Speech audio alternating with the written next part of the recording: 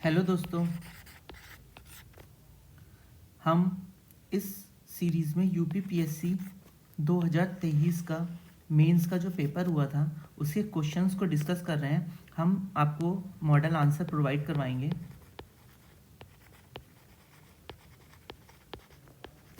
Keywords provide करवाएंगे, presentation बताएंगे कैसे आपको प्रेजेंट करना है, स्ट्रक्चर,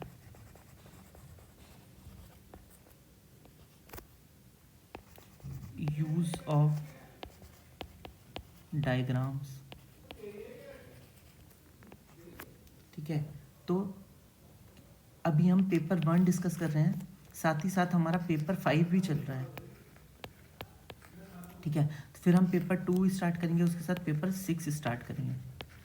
ठीक है, तो अभी हम 2023 का कर रहे हैं, बट हमारी ना 2022 का जो मेंस की आंसर राइटिंग है उसकी लाइव आंसर राइटिंग भी चल रही है।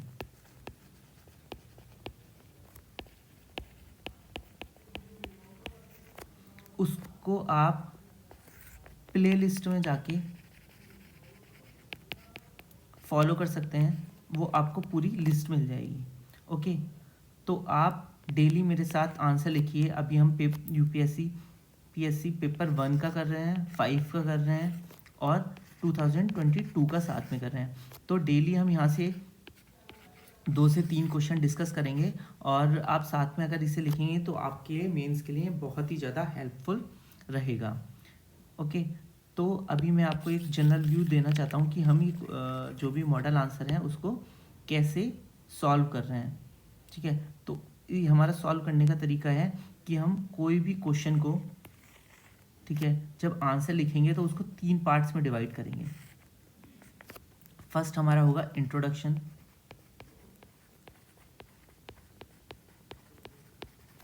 सेकंड होगा body, third will be conclusion. जो हमारा इंट्रोडक्शन होगा ना, हम उसके अंदर डेफिनेशन लिख सकते हैं, कीवर्ड हमें अगर क्वेश्चन में कोई मिलता है तो उसको हम डिफाइन कर सकते हैं, एक्सप्लेन कर सकते हैं उस पर्टिकुलर टर्म को, कोई रिपोर्ट लिख सकते हैं, कोई कमीशन,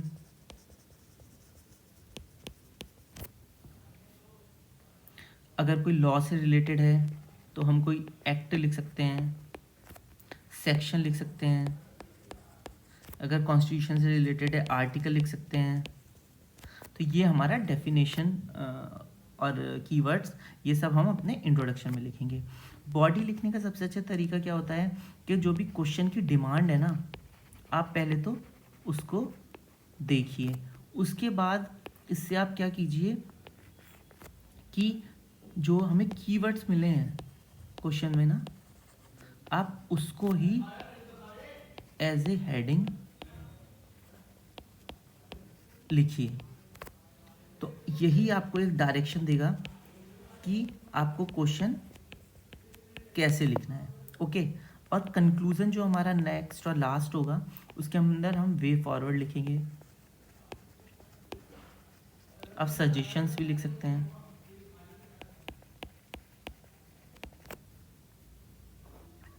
कोई रिकमेंडेशन है,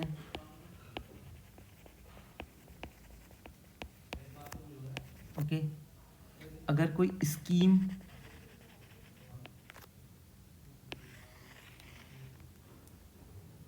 कोई पॉलिसी है या कोई ऑर्गेनाइजेशन या इंटरनेशनल ऑर्गेनाइजेशन का सजेशन है, तो वो सब चीज़ें आप कंक्लूजन में इंक्लूड करके एक हैप्पी नोट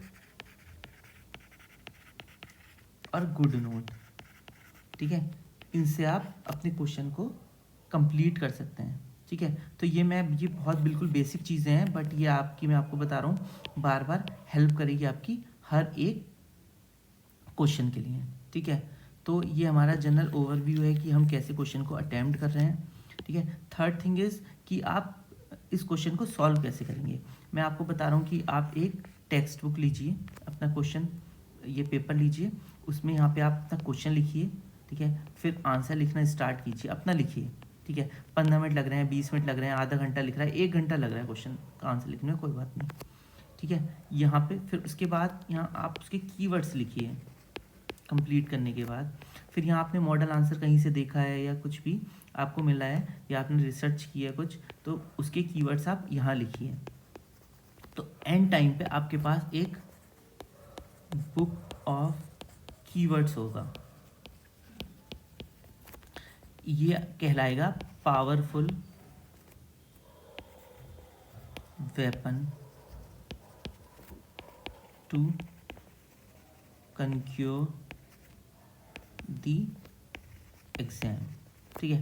तो ये बहुत ही पावरफुल टूल आप यूज़ करेंगे इसको एग्ज़ाम में, और ये आपको एक्स्ट्रा मार्क्स गेन कराएगा, ये मैं आपको गारंटी दे रहा हूँ।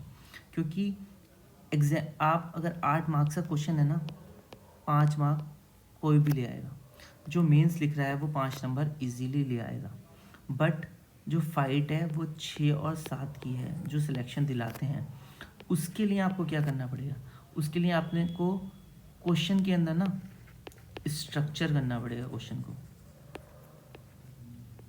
प्रेजेंट करना पड़ेगा अपने आंसर को। आपको अपने आंसर में मैप डालना होगा, आपको अपने आंसर में डेटा लिखना होगा, आर्टिकल लिखने होंगे, सेक्शंस लिखने होंगे, ठीक है, और डायग्राम्स करने होंगे, ठीक है। तो ये चीज़ें आप करोगे ना, तभी ये आपको आप एक्स्ट्रा मार्क्स गेन करोगे और आप अपना नाम फाइनल लिस्ट में लाओगे।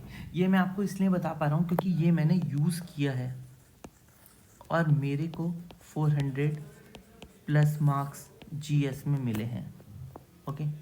तो इसलिए मैं आपको बार बार बोल रहा हूँ कि आप ये करो, क्योंकि उस टाइम 4 पेपर ही होते थे जीएस के, 2 ऑप्शनल के होते थे, इसलिए, ठीक है।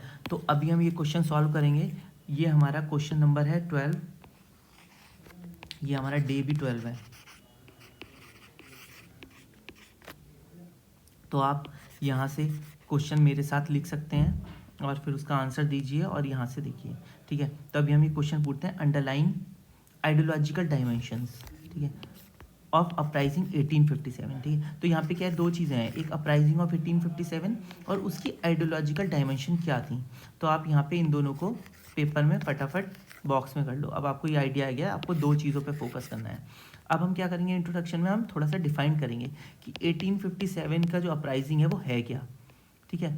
तो हम ये स्टार्ट करते हैं अपना आंसर। इंट्रोडक्शन हमारा ऐसे होगा, द रिवोल्ट ऑफ 1857, ठीक है। अपराइजिंग क्या था, वो एक रिवोल्ट था, was the first expression of organised resistance against the British East India Company. ये मोस्ट इंपॉर्टेंट कीवर्ड्स हाईलाइट कर लीजिए,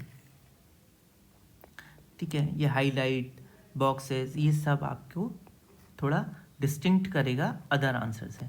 तो फर्स्ट एक्सप्रेशन हो गया, it begin as a revolt of sepoy of the British East India company's army but eventually secured the participation of masses, ठीक है। अब examiner को आइडिया हो गया कि 1857 की हम जो बात कर रहे हैं, इसका मतलब कैंडिडेट को आइडिया है कि वो था क्या, वो क्या था कि रेजिस्टेंस था किसके अगेंस्ट में, ब्रिटिश ईस्ट इंडिया कंपनी के।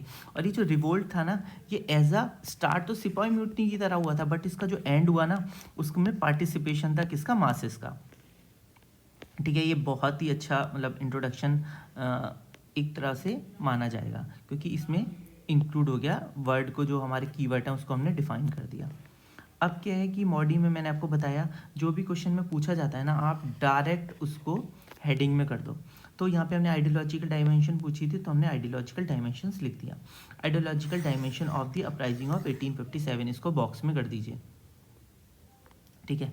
अब यहाँ से स्टार्ट करते हैं, दी रैपिडली स्प्रेडिंग वेस्टर्न सिविलाइजेशन। अब इसमें क्या था, क्या क्या आइडियोलॉजिकल डायमेंशन थी 1857 की, तो ये था, the rapidly spreading western civilisation in India was alarming concern all over country. जो वेस्टर्न जो सिविलाइजेशन थी ना, उसका बहुत तेज़ी से डेवलपमेंट हो रहा था इंडिया में, तो ये एक कंसर्न था पूरी कंट्री के लिए। एन एक्ट ऑफ 1850 में जो एक्ट बना था ना, उसने क्या करा, हिंदू लॉ को चेंज कर दिया इनहेरिटेंस का, तो ये एक एप्रेंशन हो गई, और ये हो गया कि भाई हिंदुओं को ना कन्वर्ट कर रहे हैं क्रिश्चियनिटी में। The people were convince that the government was planning to convert Indians to Christianity, मतलब सब जगह ये फैल गया कि भाई ये क्रिश्चियंस में कन्वर्ट कर रहे हैं। नेक्स्ट क्या था, the abolition of practice like sati. देखिए ये जो सती है, फीमेल इन्फेंटिसाइड है, ठीक है, लेजिस्लेशन लीगलाइज विंडो रीमैरिज, तो ये तो था तो चलो गलत, ठीक है, ये जो हमारे भी सोशल स्ट्रक्चर था, नॉर्म्स था, ये बहुत गलत था, हमारे अगेंस्ट था सोसाइटी के, कि भाई सती हो रहा है, फीमेल इन्फेंटिसाइड हो रहा है। तो बट ये लोग क्या मानते थे कि ये थ्रेट है सोशल स्ट्रक्चर, अगर हमें कुछ इम्प्रूवमेंट करना है तो वो हम यहाँ के लोग ही तो करेंगे, इसमें कुछ चेंजेस करने हैं या कुछ अमेंडमेंट्स लेके आनी है किसी भी चीज़ में, तो वो यहाँ के लोग ही करेंगे। उन बाहर वालों का हक नहीं है कि भाई वो आके जो हमारा सोशल स्ट्रक्चर है या उसको अबॉलिश करें, क्योंकि इनको सती को, फीमेल इन्फेंटिसाइड को, लीगलाइजेशन, विडो रीमैरिज को एक तरह से हम सोशल फैब्रिक की तरह ही देखा जाता था, ठीक है। नेक्स्ट क्या, introducing western method of education, जो एजुकेशन थी ना उसको भी वेस्टर्नाइज कर दिया। तो ये क्या करते हैं, जो ऑर्थोडॉक्स हिंदू और मुस्लिम थे ना वो समझते थे कि भाई ये तो डायरेक्ट चैलेंज है हमारे ऊपर। Even the introduction of railway, sometime क्या था, रेलवे और टेलीग्राफ जो इंट्रोड्यूस हुआ था ना उसको भी सस्पिशियस उसको से देखा जाता था। The revolt of 1857 eventually broke out over incident of grease cartridge. तो हम इसको ना एक अलग से वो लिख सकते हैं, एक हेडिंग, सब हेडिंग बना के, कि हमारा ना इमीडिएट कॉज था,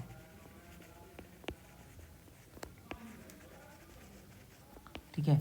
क्या था इमीडिएट कॉज, ये र्यूमर ऐसी फैलाई गई थी कि जो कार्टेज है, मतलब जो राइफल है ना, तो उसमें कार्टेज जो यूज़ होनी है वो ग्रीस थी। वो किससे बनी हुई थी, फैट से बनी हुई थी, किसके, काऊ और पिग्स के। बिफोर लोडिंग दिस राइफल, इसको लोड करने से पहले ना इसको मुंह से ना काटना पड़ता था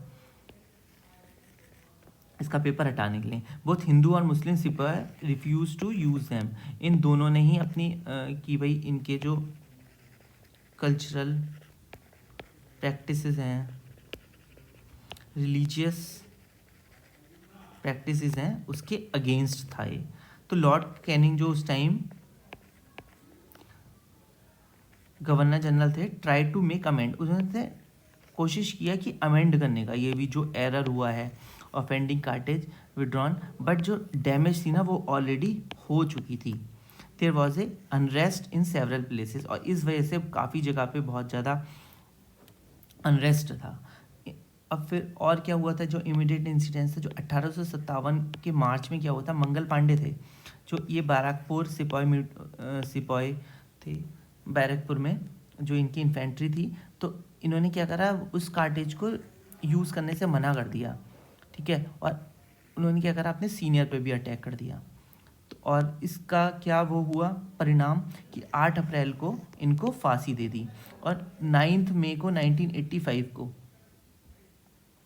सॉरी यहाँ कोई आई थिंक मिस्टेक है, सॉरी 9 मई को 85 सोल्जर्स ने क्या किया, जो मेरठ थे, रिफ्यूज़ कर दिया यूज़ ऑफ राइफल, कि भाई हम न्यू राइफल यूज़ नहीं करेंगे, और उनको 10 साल की सज़ा दे दी, ठीक है।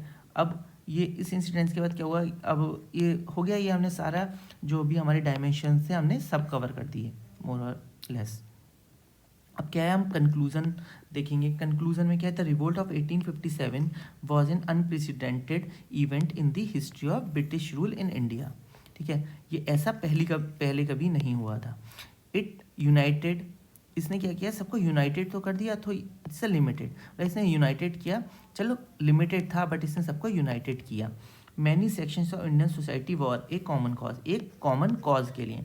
पहले क्या थे, सब अपने अपने अलग अलग, कुछ रजवाड़े थे, ठीक है, हिंदू थे, मुस्लिम थे, ये सब अलग अलग थे। तो अब इसने क्या किया, इस एक्ट ने सबको एक साथ तो लाए।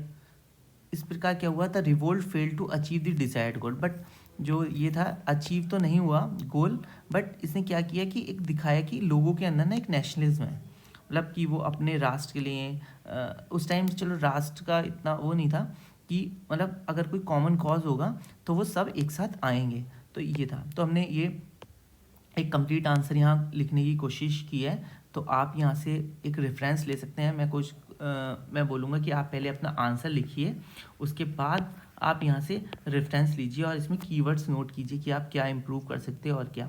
और आपको प्रैक्टिस ज़्यादा से ज़्यादा करनी है, मैं डेली करवाता रहूँगा, आपको भी अपना करना है। ठीक है, आप लाइक कीजिए, सब्सक्राइब कीजिए, शेयर कीजिए, इससे क्या होता है हमें थोड़ा मोरल बूस्ट होता है हमारा, और हम और अच्छे से अच्छे करने की कोशिश करते हैं।